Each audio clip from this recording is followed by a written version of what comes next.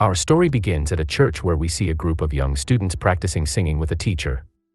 And the most interesting person is our female protagonist, whose name is Jaya. Jaya is not only beautiful, but she also has artistic talent, and her dream is to become a great artist. And this is her father, whose name is Sul. He is Jaya's only family member. He is overjoyed when he receives news that his daughter passed the exam and can study at an art school in Seoul. He goes to tell this news to his beloved daughter. And admin would like to clarify that in reality, Mr. Sul has a brain condition, cerebral palsy, which is why his body movements, speech, and walking are different from normal people. However, he loves his daughter very much. He has never hurt his daughter, not even touched a hair on her head.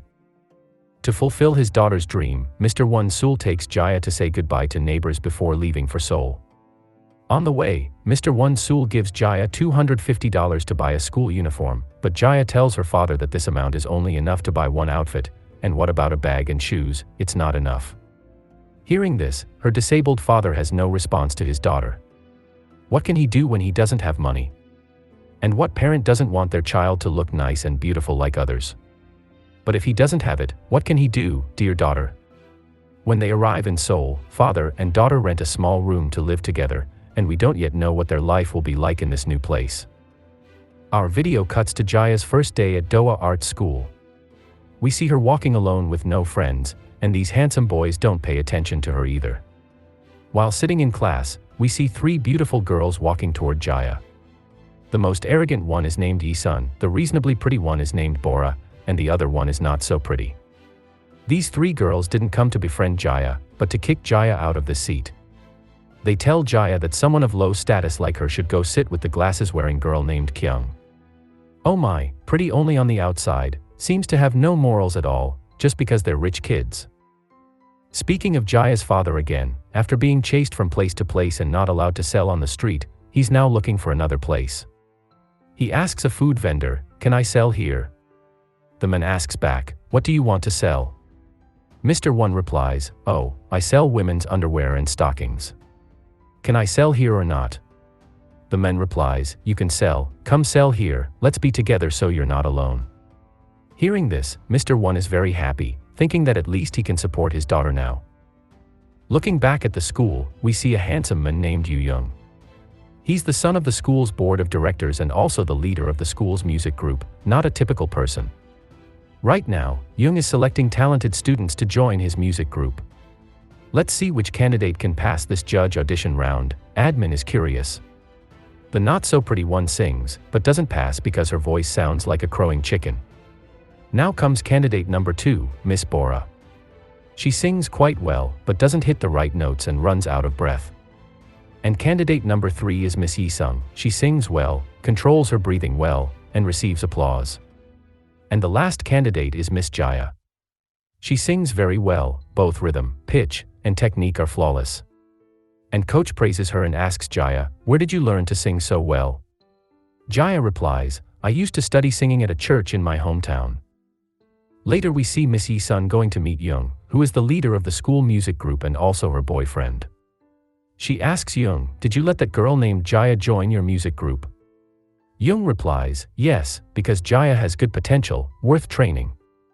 Yi-sun says, "Let her join the group if you want, but don't forget let me join you too, tonight baby. Kiss me once first." Admin is just joking, haha. Our video cuts to the scene where the school music group goes on a trip together to build camaraderie. All the girls and boys are singing, dancing, and celebrating loudly in the van. At that moment, we see Young smiling brightly and turning around to look at Hi-sun and Jaya. Suspicious, what's this guy up to, wanting to ride 2 boats? Bad guy. Miss Jaya's face turns red immediately. At night, they buy beef tripe, cow intestines, etc. to grill with Korean Jinro soju. At that time, Miss Hi-sun asks Jaya, "What does your father do?" Jaya replies, "My father owns a clothing store. Nothing big." She doesn't dare tell the truth about her family's poverty. Then a man asks her, "Among all these boys, do you have someone in your heart?" She chooses not to answer the question and voluntarily punishes herself with a drink as an apology. The next morning, Jaya wakes up early and walks to enjoy nature and breathe fresh air. She walks to the lakeside and practices singing there. At that moment, Young appears there too. Young asks, "Why didn't you say last night who you love, but instead punished yourself by drinking?" She doesn't answer and wants to leave. Young asks, "Do you love me?" And Young hugs her from behind and says, "I love you." At that moment, Young kisses Miss Jaya passionately, then pulls Jaya's hand to find a suitable place to practice the techniques he knows. What do friends think? Too fast, isn't it? This lightning-fast romance, Admin doesn't really trust it. What's dangerous is that Bora also sees this scene and takes out her phone to record it for later viewing. What will she do next? Bora shows this video to Yi-sun, making Yi-sun very angry, and warns Bora not to tell anyone about this. The group of 3 go to threaten Jaya's close friend, Kyung, to make Kyung tell them where Jaya's family sells and lives. One day after her father leaves to sell, Young walks into Jaya's small room and slaps Jaya because he found out that Miss Jaya is this poor.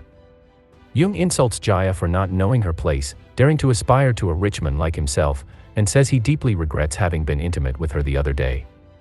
Young blows cigarette smoke in Jaya's face and even uses the lit cigarette to burn her. So despicable, may friends never meet such terrible men. And after Young leaves, we see that the ones who started this whole thing are these 3 cruel girls. Later, there's a confrontation between Jaya and Yi-sun. The reason is that Yi-sun insults Jaya's father as being poor, disabled, lowborn, etc. And the parents on both sides get involved to resolve it at school, but 100% Jaya is at fault because her father has no power, no money like Yi-sun's parents. Even Jaya's good friend sides with Yi-sun. They accuse Jaya of insulting them and causing trouble first. At this time, Jaya has only her father standing by her side. Mr. One begs the school board to let his daughter continue studying here, but Jaya refuses to apologize, saying she didn't do anything wrong, the one at fault is Yi-sun. Jaya is firmly determined that no matter how poor she is, she won't bow to these rich people, and she decides to stop studying here, ending her artistic dream here. Our video cuts to the scene where Jaya is working at a store to save money to pay for school someday. After work hours, she goes to meet her supervisor who is sleeping on the desk. Jaya sees that this man is reading a law book, and after asking, she learns that he's a law student, but she doesn't tell him that she wants to rely on this man to do something. And later we learn that Miss Jaya is having the law student write a complaint for her, a complaint related to what happened between her and Yi-sun, stating that this school only favors rich kids, poor kids studying at this school only get looked down upon and trampled. Haha, a poor girl dares to play with rich kids, looks risky. Later we see Kyung arriving at Jaya's workplace. Kyung apologizes to Jaya for what she did wrong to Jaya. Jaya is forgiving, knowing that her friend was threatened, so she forgives Kyung and re-establishes their friendship. Later, the school students whisper about this complaint, while the art school also has some small problems with phone calls and inquiries from education officials. But the school tries to resolve this matter quietly and quickly. The one who has to solve the problem is Young because the incident happened in his own music group. As for the 3 cruel girls, they don't stay quiet either. They immediately go to find Jaya's best friend, Miss Kyung, to find out where Jaya is living. They look at Kyung's bag and phone and learn that today is Jaya's birthday. Miss Kyung is threatened to lead the 3 cruel girls, the despicable Young, and a group of boys. Admin must say that their plan is very cruel. They break into Jaya's house. Whether she wants to or not, Jaya has to receive them, she has no choice. At that time, a man says vulgar things in front of everyone, only trashy women laugh along with it. Then despicable Young asks Jaya, "Have you slept with all the boys in our school?" Jaya doesn't answer. She wants to leave immediately, but she's caught by 3 men and taken into a room. One man holds her arms, one man sits on her legs, and another holds a phone ready to record. They did bad things to her while she screams, "Father! Father!" No matter how much she screams and struggles, she can't escape. She's assaulted by these 3 beasts, one by one. Admin hates these cruel girls and despicable Young even more and hopes they will receive their karma. And as for Jaya's father, because today's sales were good and he made a lot of money, he goes to karaoke with friends without knowing what happened to his daughter. Yi-sun shows the video on her phone and tells Jaya that if she doesn't withdraw the complaint, this video will be sent to her father and posted on the internet. Jaya apologizes once, twice, 3 times. And Yi-sun says that anyone who dares oppose her will receive this result, assault. From that night on, Jaya's life has no more light or hope. The three men who assaulted Jaya continue to threaten Jaya to serve their desires continuously. And these three cruel girls won't stop either. Yi-sun posted a phone number on the internet for those seeking blah blah services. When people contact her, they force Jaya to serve these lustful people. From one to another, now Jaya has become a woman providing intimate services while the cruel girls laugh at her suffering. In such pain, such humiliation, how is she supposed to live? But she keeps trying to live for her beloved father. One day, Jaya goes to serve a male client on a tall building. With the saddest face, she blows cigarette smoke into the sky. Then she jumps from this tall building. Is this her only choice? How will her disabled father live without his beloved daughter? Her father feels as if thousands of knives are stabbing his heart. Who hurt his daughter? How did they hurt his daughter? Our video comes to the scene where Jaya's father is reading the diary that his daughter wrote by hand when she was alive. Now he knows how his daughter was hurt by those beasts, those cruel people.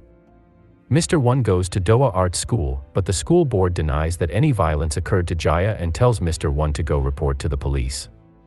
The police say they can't act based on just one diary, there are no eyewitnesses. The police continue that Jaya worked as a prostitute for the last 2 months, she's not a good woman, so he should give up. Later, Mr. One goes to find his daughter's close friend, Miss Kyung.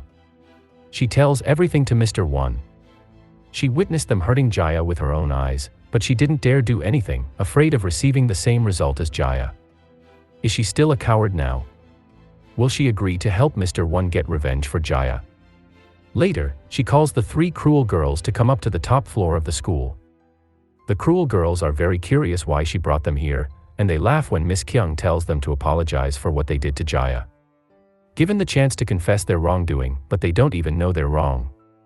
Mr. One comes out from behind holding a bottle of liquid, destroying their beauty, but they don't die. Looking at Jung again, after watching TV and seeing this news, he's about to get on his motorcycle. Immediately, Mr. One drives his truck and rams into this cruel person. Mr. One grabs Jung by the collar and drags him to his house by the water. We see Mr. One also catching these 3 men and tying their hands and feet. These 4 are the ones who hurt one's daughter, now it's time for Mr. One to do to these 4 in return. These 3 men say that everything was Jung's idea. However, Mr. One has no sympathy for these beasts. He eliminated all of them with the different means he can do. Specifically, blood flows out bright red. Friends surely know how much pain Jung suffered before dying, but this probably doesn't hurt as much as Mr. One's beloved daughter being trampled for more than 2 months.